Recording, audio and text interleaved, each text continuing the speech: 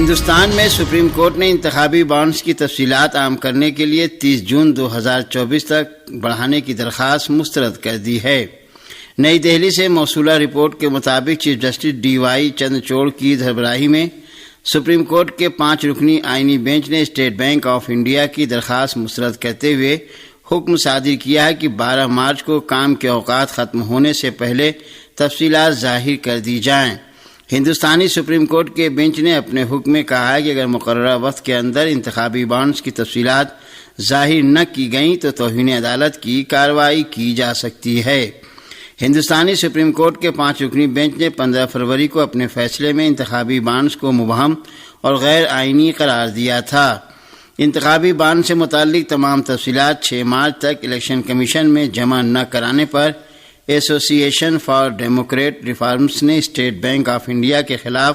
توہین عدالت کی درخواست دائر کی تھی۔ ہندوستان کی سب سے بڑی اپوزیشن پارٹی کانگریس کے صدر نے کہا ہے کہ ہم بی جے پی حکومت اور RSS کی خفیہ سازشیں کامیاب نہیں ہونے دیں گے۔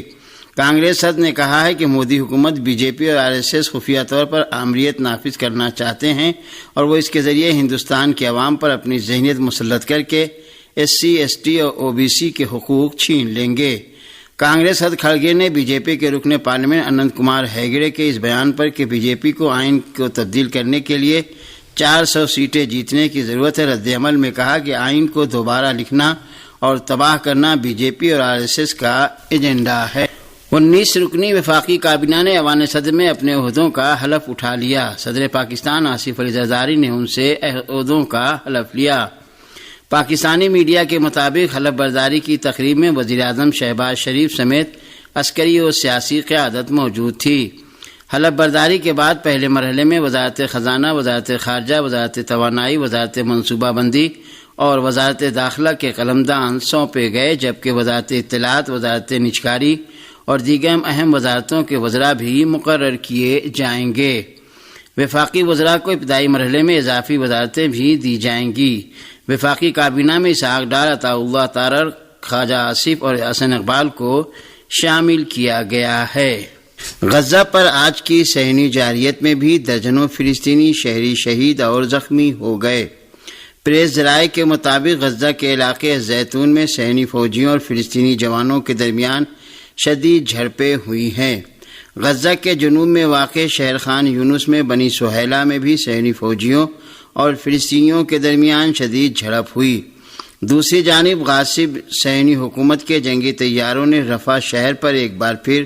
بمباری کی اور ایک رہائشی عمارت کو نشانہ بنایا، جس میں کئی افراد شہید و زخمی ہو گئے۔ صہیونی فوجیوں نے نصیرات کیمپ پر بھی حملہ کیا، جبکہ جنینہ پر بمباری میں ایک ہی گھرانے کے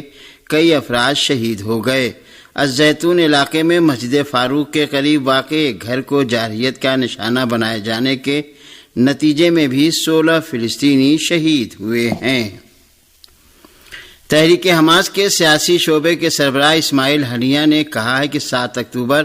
مسئلہ فلسطین کی تاریخ میں اہم موڑ ہے، کیونکہ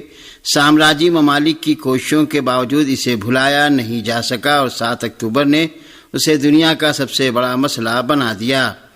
اسماعیل ہنیہ نے اتوار کی رات اپنے خطاب میں کہا کہ دشمن صدی کے سب سے بڑے جرم کا ارتکاب کر رہا ہے اور اسے جلد یا بدیر اپنے جرائم کا انجام بھگتنا پڑے گا۔ انہوں نے اس بات پر تاکید کرتے ہوئے کہ دشمن غزہ کے عوام کی شجاعت و پائیداری کے سامنے اس علاقے میں اپنے اہداف حاصل نہیں کر سکا، کہا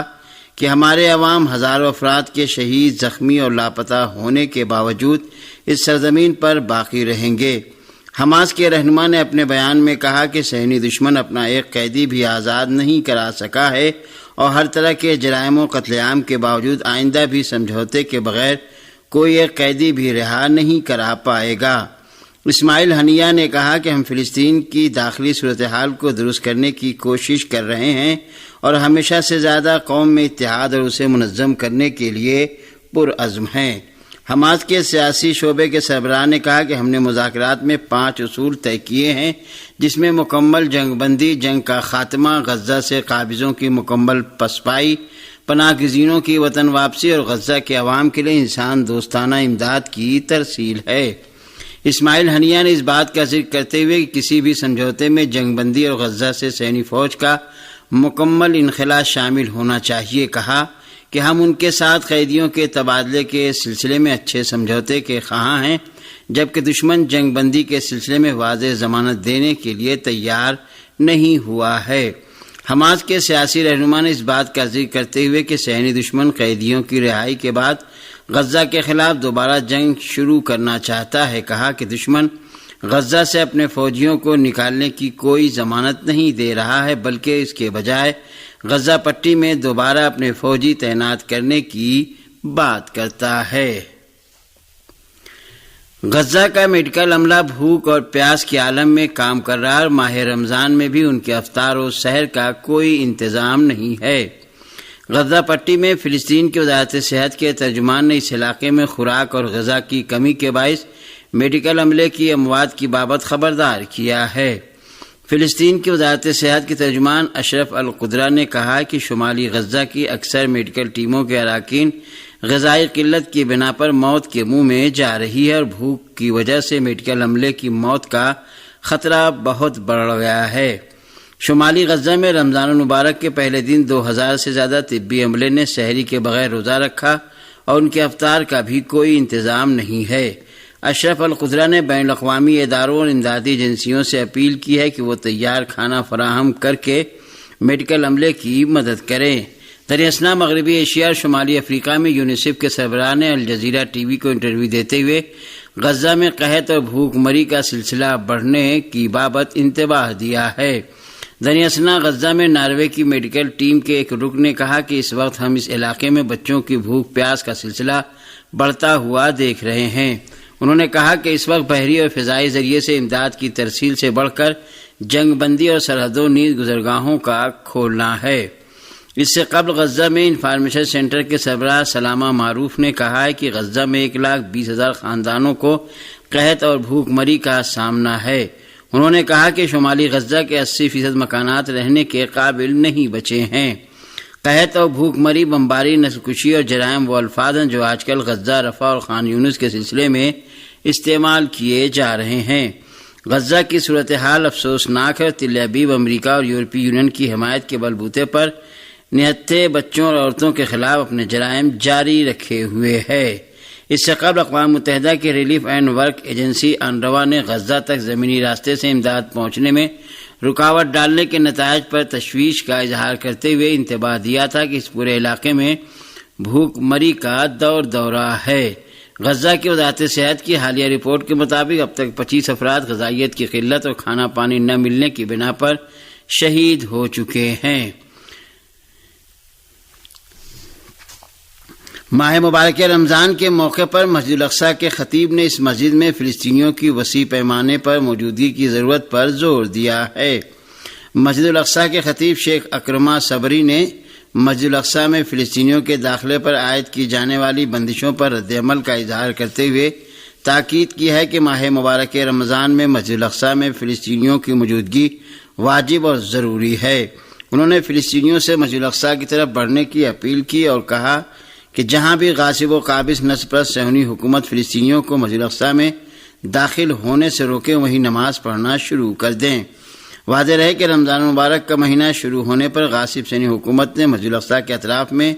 پابندیاں لگاتے ہوئے فلسطینیوں کے مسجد میں داخلے پر بندشیں لگا دی ہیں اور وہ فلسطینی نمازیوں کی عبادات میں خلل ڈالنے کی کوشش کر رہی ہے۔ صہیونی حکومت کے وزیر خارجہ نے امریکی صدر کے رفح پر حملے کے خلاف بیان کے رد عمل میں کہا ہے کہ واشنگٹن تل ابیب پر تنقید کے باوجود غزہ کے خلاف جنگ کی حمایت جاری رکھے ہوئے ہے۔ صہیونی وزیر خارجہ نے کہا کہ جو بائیڈن کے بیانات رفح پر حملے کے اسرائیلی منصوبے کے خلاف نہیں ہیں۔ انہوں نے ایک تقریر میں غزہ کے جنوب میں واقع رفح سے 10 لاکھ سے زائد فلسطینیوں کی زبردستی نقل مکانی کرانے کے حکومتی دعوے کا بھی اعتراف کیا۔